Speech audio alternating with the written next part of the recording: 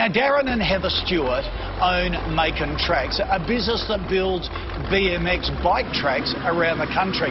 Now, their early sales leads are usually followed up by phone and email. So Kieran McGuigan sat down with them to show them the best technique to follow up.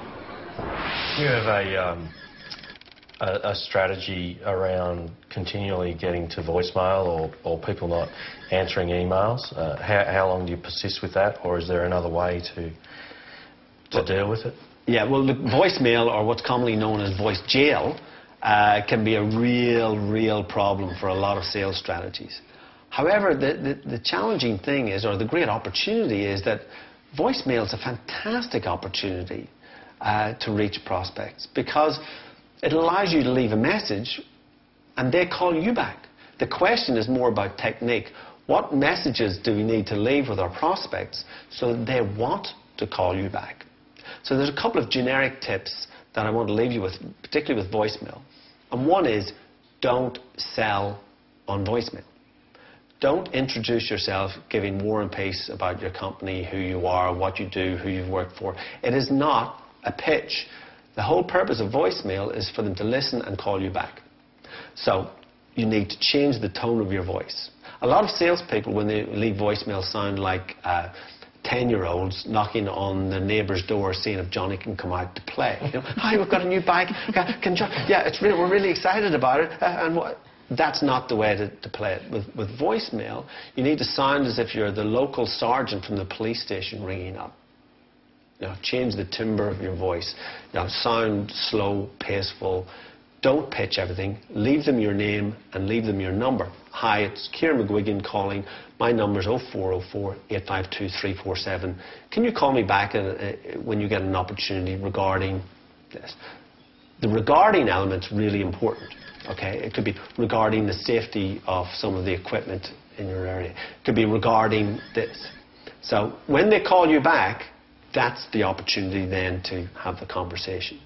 Email is a really sensitive subject for a lot of people, particularly if it's unsolicited. I encourage you to do the same thing. If you're sending an email to someone that you haven't met or haven't spoken to before, you do need to excuse yourself and say, look, I'm sorry about sending this email.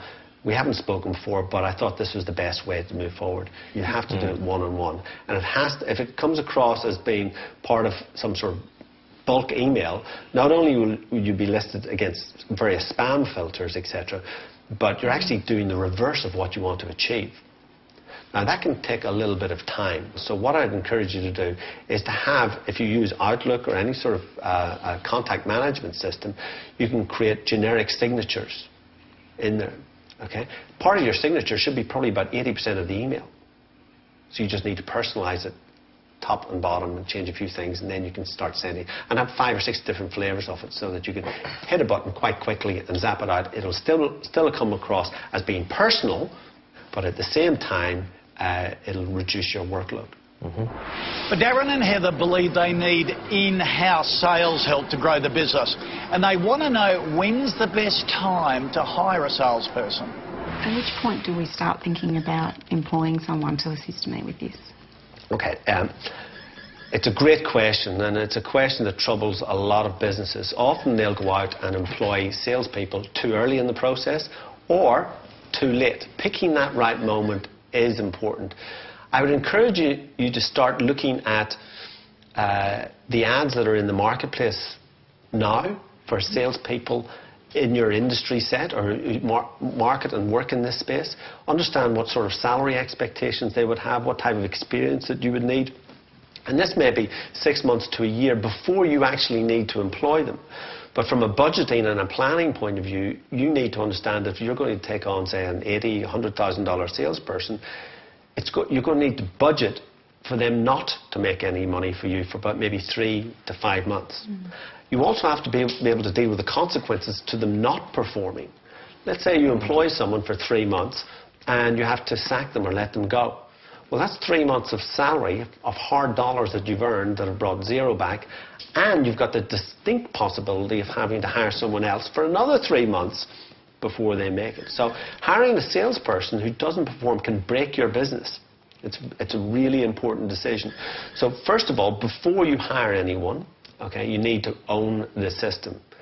Salespeople and recruiting salespeople is a little bit like herding cats.